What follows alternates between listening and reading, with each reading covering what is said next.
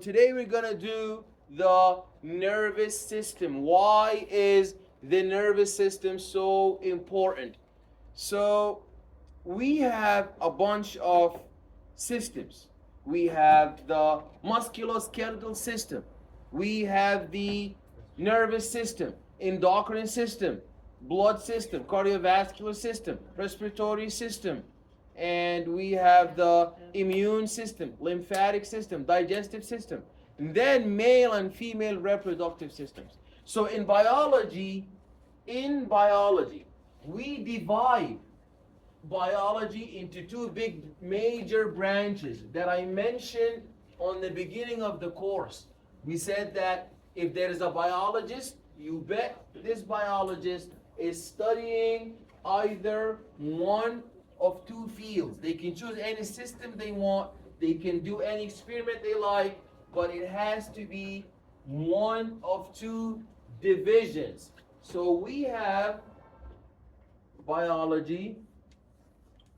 Biology is divided into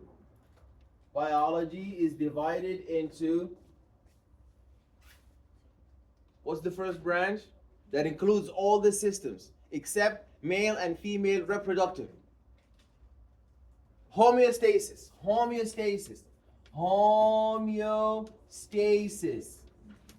survival. And the other branch is known as reproductive. The reproductive system has your male, it has your male, and it has your female.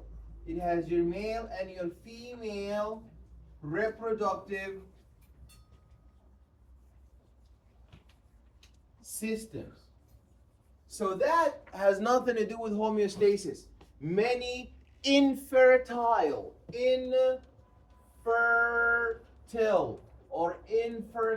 people are surviving in homeostasis.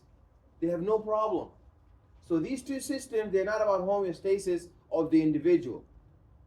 But the other systems, all of them, your muscular system, your nervous system, your endocrine system, your respiratory system, your nervous system, your respiratory, your digestive, all of them are there to maintain homeostasis. So if there's too much sugar, hyperglycemia, too little sugar, hypoglycemia. We don't want hyper or hypo. We want euglycemia. We don't want hypertension. We don't want hypotension. We want eutension. We don't want hypercalcemia or hypocalcemia. We want eucalcemia. We don't want hyperthermia, it's too hot, or hypothermia, too cold. We want euthermia. So your body has all these systems. They are like loops. They are built-in systems to repair any hyper problem or hypo problem into you. But that over there, the male and the female reproductive system, is not for the survival of the individual. It's for the survival of the population.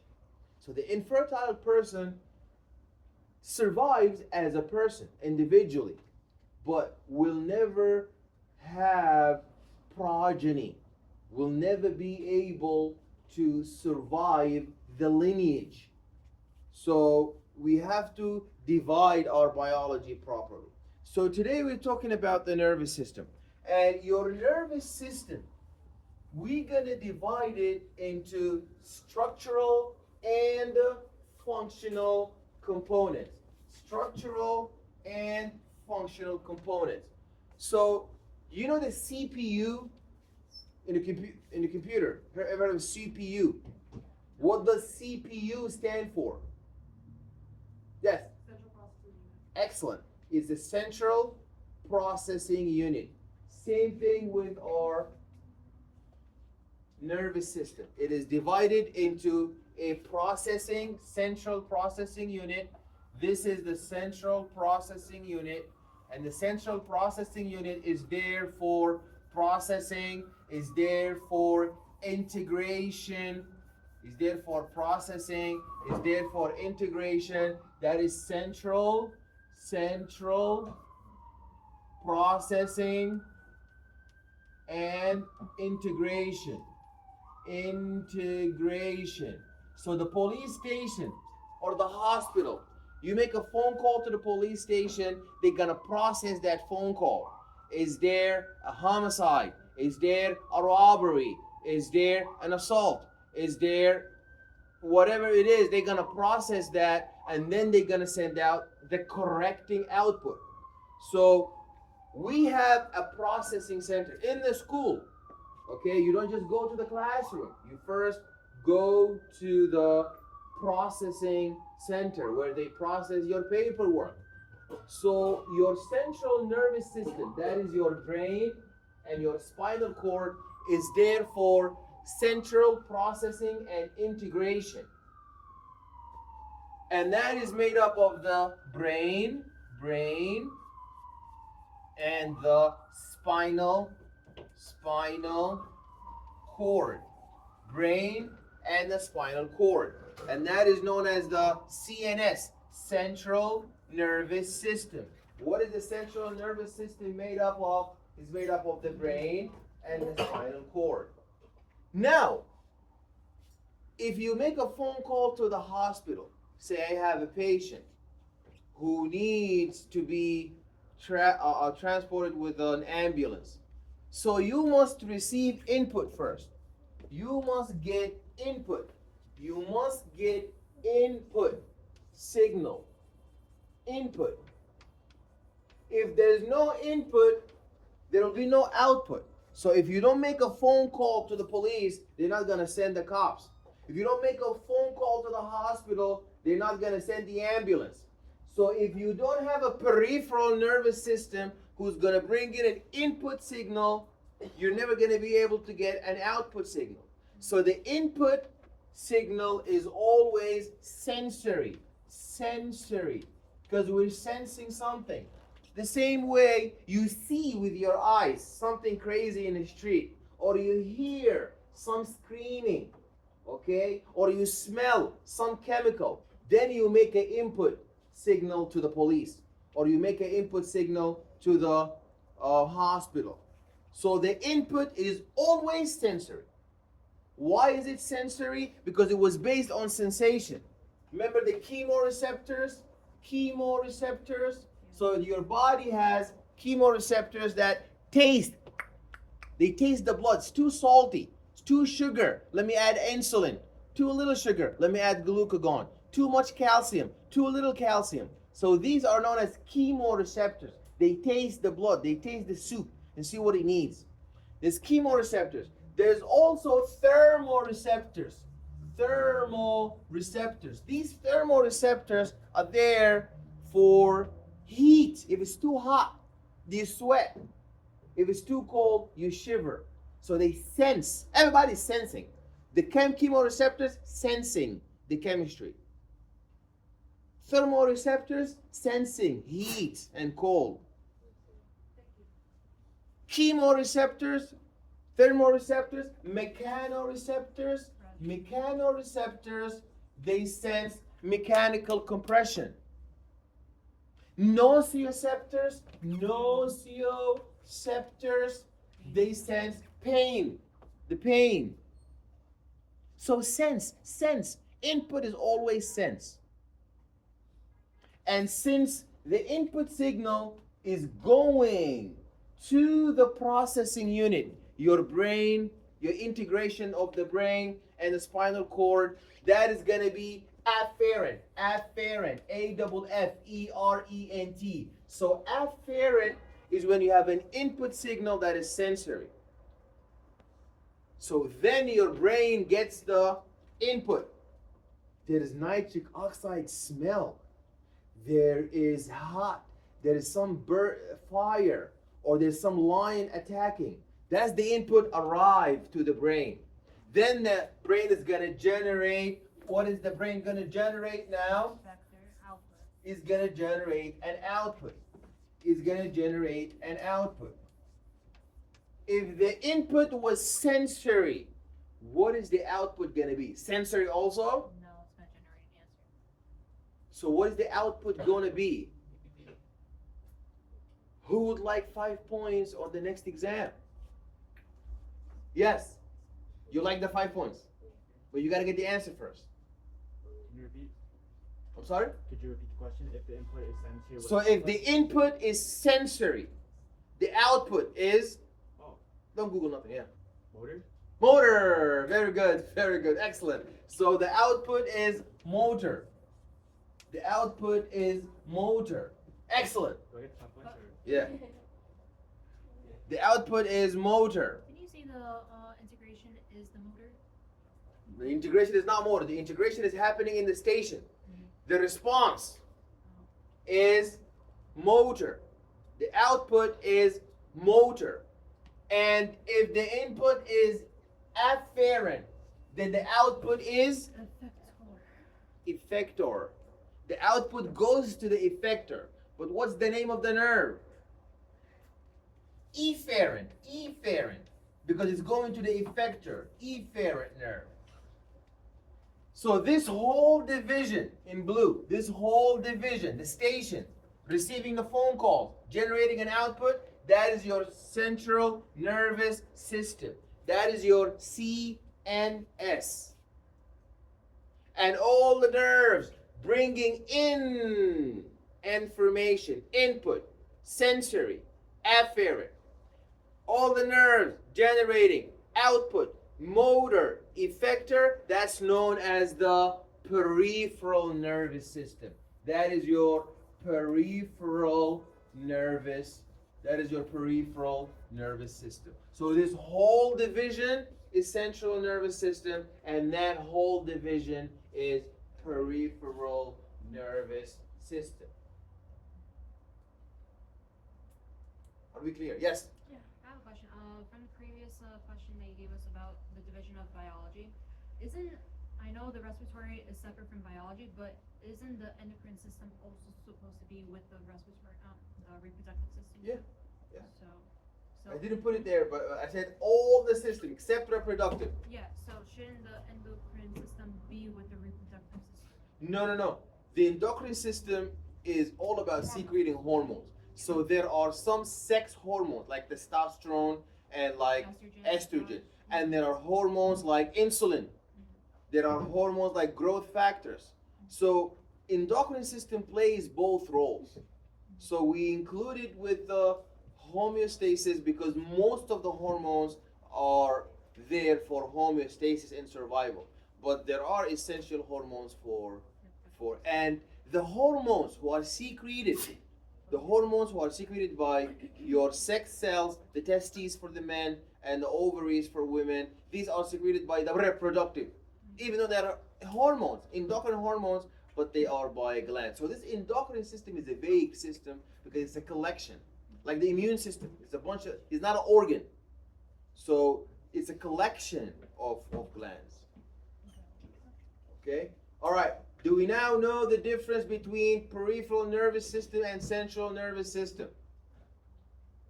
Okay. Then, moving on. The nervous system has two major anatomical subdivisions. The central nervous system is the brain and the spinal cord. I had a Gatorade somewhere. It's right there. Thank you so much.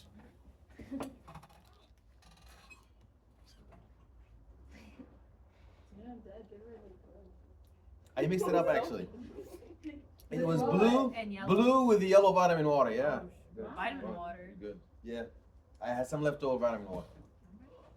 Came out lying. That don't look appetizing. She just said it looks good. Anyways, so we gotta know our central nervous system is the center, brain, spinal cord. Peripheral nervous system is all the nerves bringing in the information. A ganglion, by the way, not everything on the slide you need to know it. Just what I mentioned and talk about in the video. That's why you gotta go watch the video. So what I say on the video, go back to the slides, get it down. But don't just hold the slides memorizing everything on the slides. This is what I mentioned. So nerves are the bundles of nerves that are wrapped in fibrous tissue, and a ganglion is like a knot-like swelling of the nerves. So the blue is my central nervous system, and the yellow is all the nerves that are connecting bringing information into the nervous system and removing the information as an output. Okay, we said that sensory is afferent, while motor is efferent. There's one more thing, and that is, who are we bringing this information from? If we're bringing sensory information from really tough tissue, like the bones, the muscle, the skin, then that is known as somatic. Somatic. So somatic is involving whether sensory or motor, but you have to be dealing with some tough tissue. If you're feeling heat in your skin, heat in your bones, heat in your ligaments, heat in your muscles, that's going to be somatic. But if there is heat in your heart, heat in your stomach, heat in the intestine, heat in the brain, that is soft tissue. That is not tough tissue. That is visceral. Visceral. So if you're dealing sensory or motor with tough tissue, that's somatic. But if you're dealing with really soft tissue, like the heart is soft, the lungs are soft, stomach is soft, and the urinary bladder is soft, so that is known as somatic or visceral. What? Is heart, lungs, That's stomach, and urinary, is that a form of soft or Soft. or Tough or hard. somatic? Somatic or visceral? Visceral. Visceral. Excellent. Okay, so now this is a nice division because it shows us we separate our nervous system into structural, central nervous system, and peripheral nervous system. Then the central nervous system, the processing unit is the brain and the spinal cord.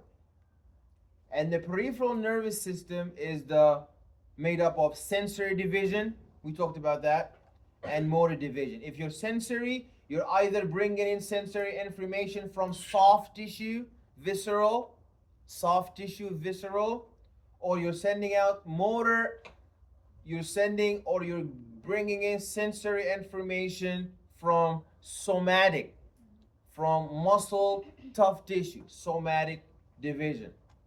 Then there is a motor division. That motor division is very interesting. If you are sending out a motor output regarding tough tissue, you only have one division. That is somatic motor division. But if you're bringing a motor output that is dealing with a soft tissue, then that's three different classes. The first one is sympathetic. That's fight or flight. Fight or flight. You know, one of those two. You're either fighting the lion or running away from the lion. There's no in between. No middle option. So you're either carrying out a visceral output that is sympathetic or a visceral output that is parasympathetic. So the parasympathetic is the output that involves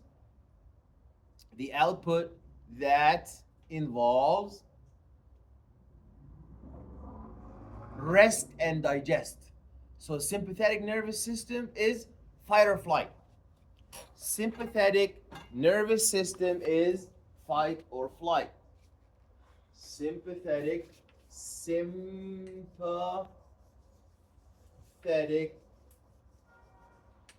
nervous system is divided into fight or flight. But the parasympathetic system is not fight or flight, it is rest and digest. And both of them are like a seesaw. If one is up, the other one is down. If one is down, the other one is up. So if you are under stress of sympathetic nervous system, that is fight or flight.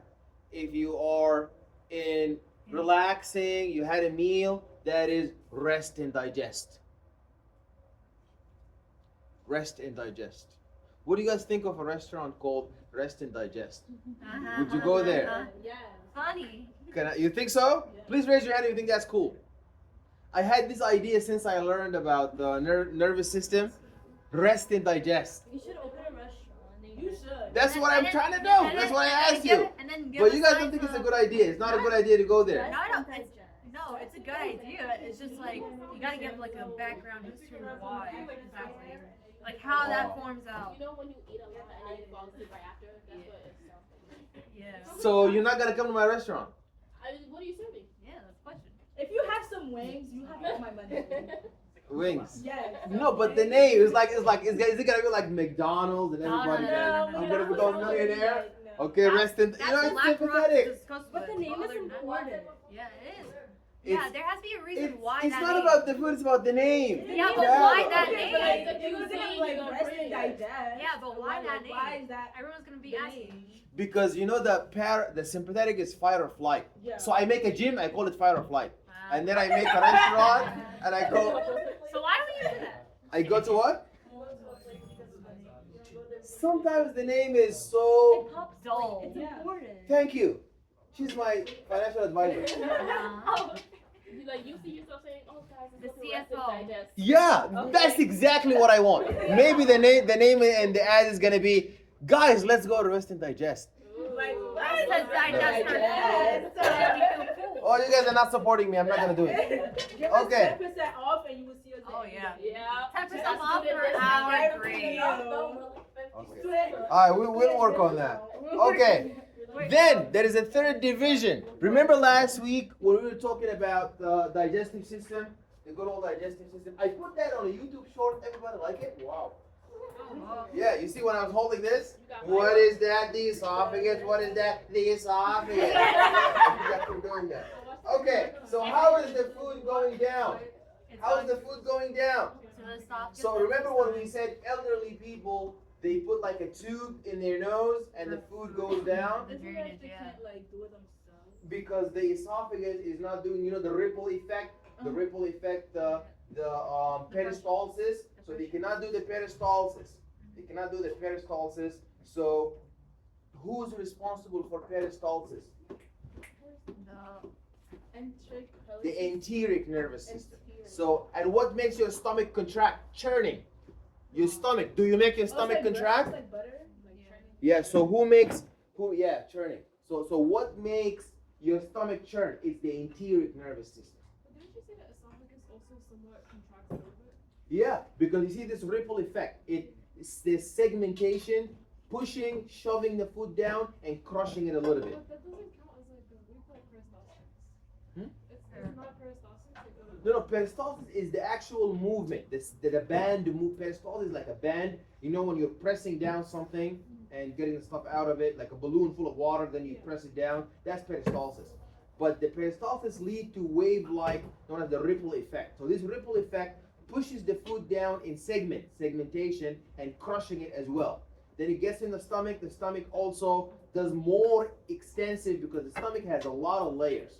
Stomach has a lot of layers, and the layers are full of muscularis and serosa and mucosa, and they crush so hard that the food now is like blended, like a blender. So we have a blender in our stomach. Yeah, so the stomach is a blender because it crushed the food. Why? Because this. I'm gonna ask you that on the exam.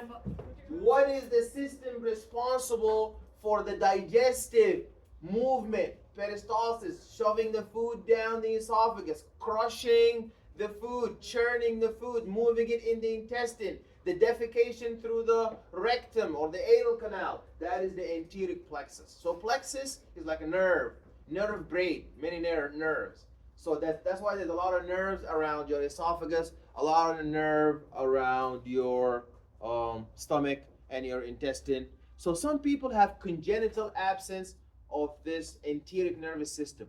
So that's why they always have to eat really soft food, and they have to like use like lubricants and laxatives. So in order to help them flush the food, because they don't have the nerves. So this peristalsis movement is so weak, so they're always constipated. So, okay, so I have a question. Mhm.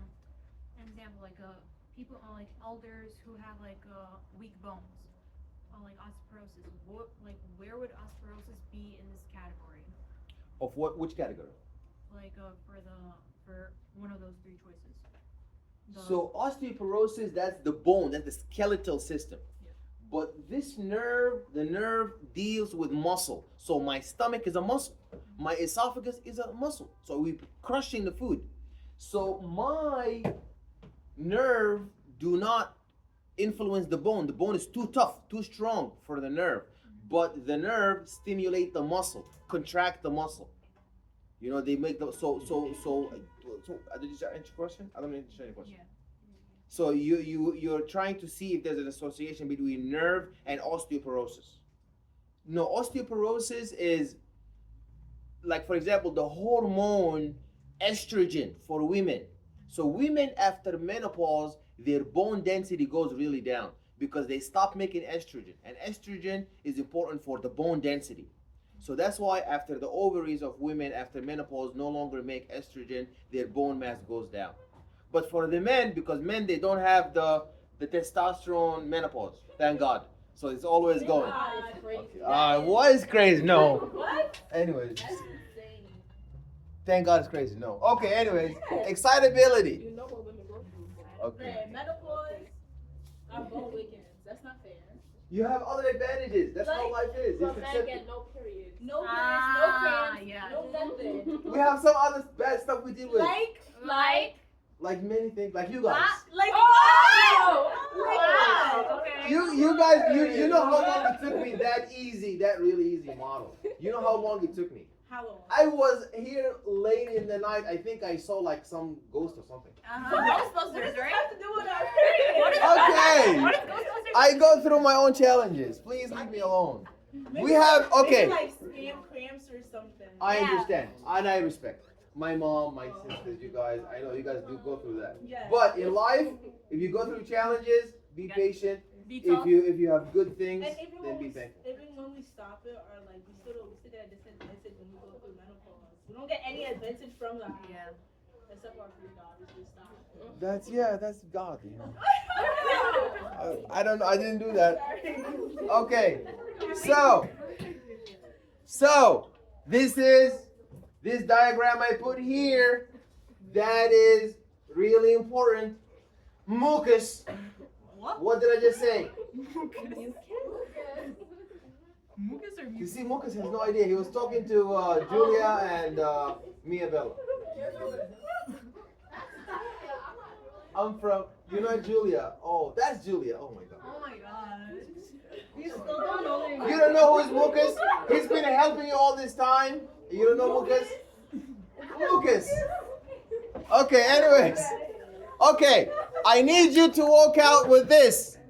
My central nervous system is my central nervous system is my processing system. That's my brain and my spinal cord.